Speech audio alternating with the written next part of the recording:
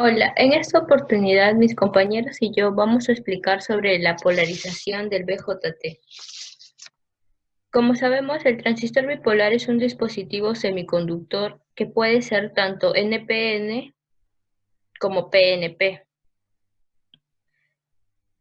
Para la polarización de un transistor BJT como amplificador, tanto en NPN como PNP, la unión base-emisor está polarizada en directa y la unión base-colector está polarizada en inversa, como lo observamos aquí en la imagen.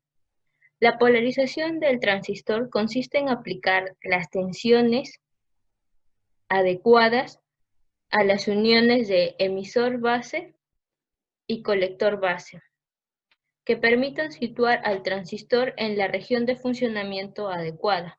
Como en este caso queremos que funcione como un amplificador, tenemos que ubicarlo en la zona activa. Si tomamos el valor de la corriente de base como constante y variamos el valor de beta para corriente directa, vemos que nos podemos dar cuenta que la corriente del colector aumenta, es decir, existe una relación, que es la que observamos aquí, que el beta en corriente directa va a ser igual al cociente de la corriente del colector y la corriente de la base.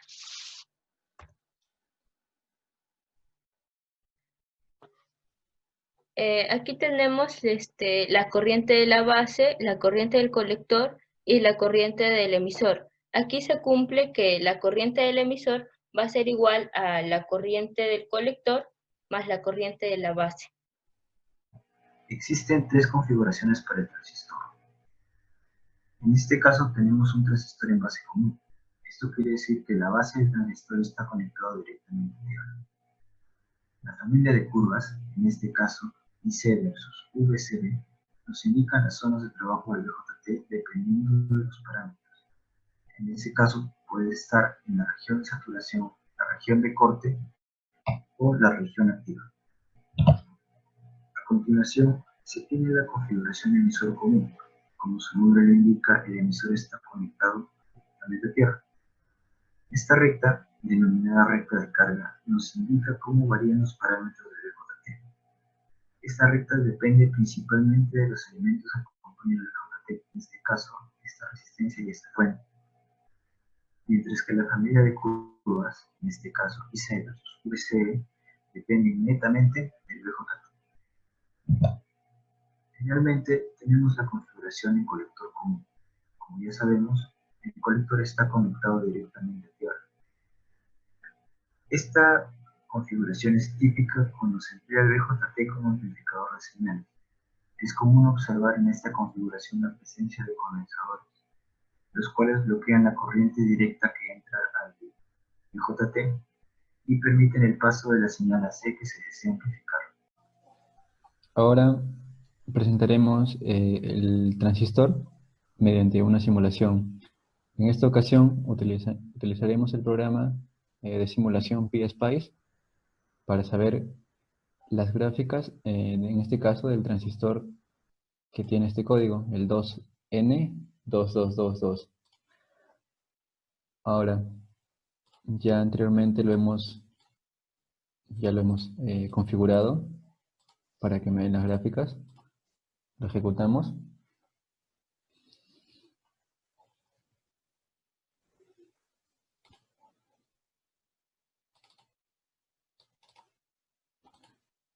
Definimos en el eje X voltaje colector emisor.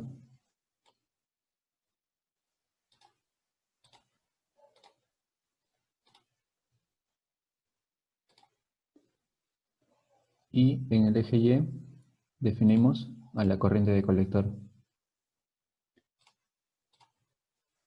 Como observamos, estas son las mismas gráficas que anteriormente nos ha mostrado el compañero, que vendrían a ser voltaje colector emisor versus la corriente de colector. Sin embargo, en las gráficas que nos mostró anteriormente, tenían una pendiente que era una horizontal. En esta ocasión, vemos que Estas líneas tienen una cierta pendiente. Y lo curioso de esto es que todas esas pendientes concurren a un mismo punto, y ese punto va a intersectar al eje X, a un voltaje llamado voltaje de Early. Ese voltaje de Early sirve principalmente cuando se quiere trabajar ya al BJT como un amplificador, trabajando en alterna, si se quiere amplificar una señal. Y se quiere saber, por ejemplo, la resistencia de salida que tiene el transistor BJT, ¿no? Ahora, esta es una de las gráficas. Sin embargo, hay que notar otro punto, que trabajar con un transistor de este tipo ya no es lo mismo que trabajar de manera académica cuando trabajamos con beta constante, ya que el beta de esos transistores es variable eh, para diferentes valores de corriente, y lo veremos a continuación.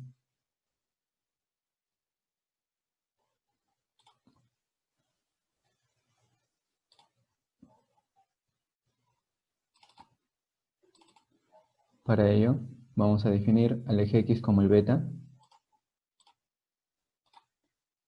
que en este caso, como no aparece el beta, definimos como la corriente de colector partido por la corriente de la base. Ok, ok, y añadimos el trazo, en este caso, como la corriente del colector. Ahora, bueno, estaba definido para valores negativos, hay que arreglarlo. Y lo definimos hasta 0, desde 0 hasta 200. Como observamos, si es que introducimos un cursor, observamos en esta línea roja horizontal que para un cierto valor de corriente, en este caso corriente colector, que valdría 1,4 miliamperes, intersecta tanto a esta recta como a esta recta. Y se intersecta en esta recta aproximadamente para un valor de 70, que acá te lo indica también, 70,171.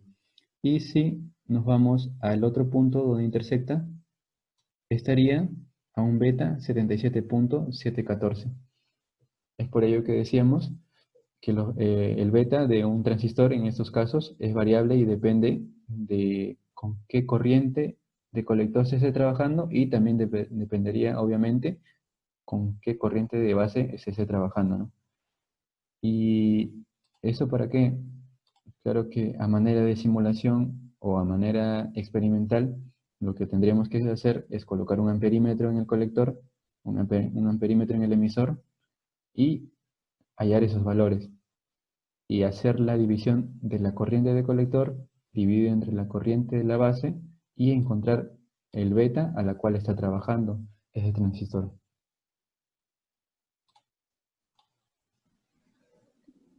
Bueno, en esta oportunidad les voy a comentar de un circuito especial que es la configuración de nada común.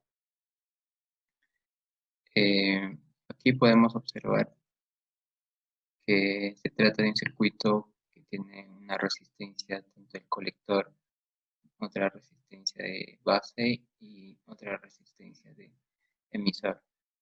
Y bueno, vamos a generalizar, vamos a llamarle por variables R1, R2 y R3, y vamos a pasar a obtener estas ecuaciones.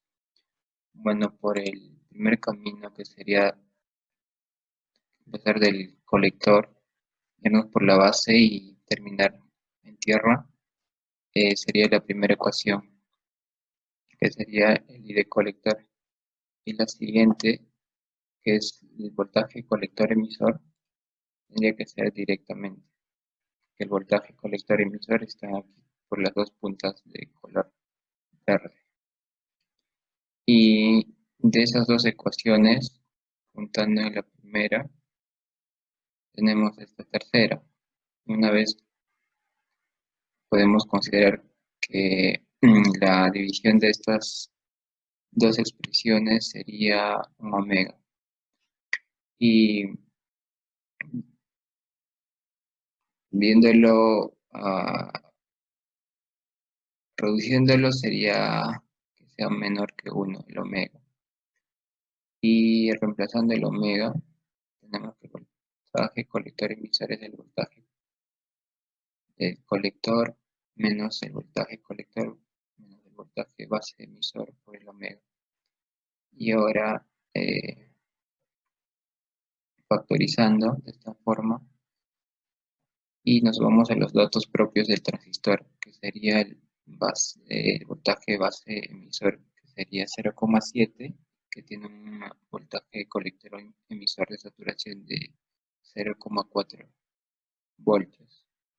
Y ahora en la última ecuación partimos de esto de que el omega es menor que 1, entonces esta expresión sería mayor que 0. Y ahora la otra del omega por el voltaje base emisor tendría que ser mayor que 0. Entonces concluimos diciendo que juntando estas dos ecuaciones, en la última de aquí, sería que el voltaje colector emisor tendría que ser mayor que 0,7 voltios, que es mucho mayor que el voltaje colector emisor de saturación, que es de 0,4 voltios. Por lo tanto, podemos concluir diciendo que el transistor está en polarización, o sea que en zona activa se comporta como una amplificación siempre. Y bueno, ahora les voy a mostrar una simulación particularizando por algunos valores. Bueno, acá consideramos que la resistencia del colector de 1K, la resistencia de base de 80K y la resistencia del emisor de 1K. Acá vamos de color verde vamos a obtener el voltaje colector emisor y de rojo va a ser el voltaje que hay desde la base hasta la tierra. Bueno, lo vamos a ejecutar.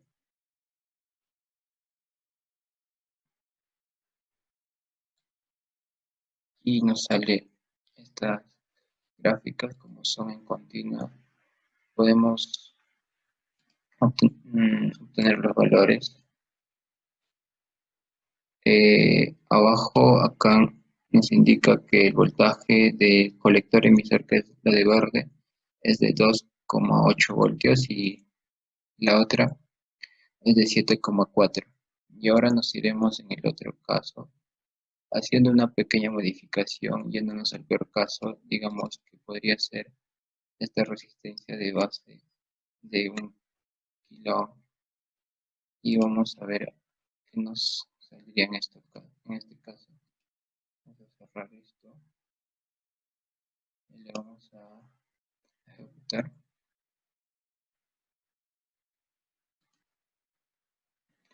Y tenemos esta gráfica y a ver, vamos a ver cuánto nos bota. Bueno, el voltaje colector emisor, que es el de verde, nos muestra que es, bueno, 724 milivoltios, que son casi 0,72.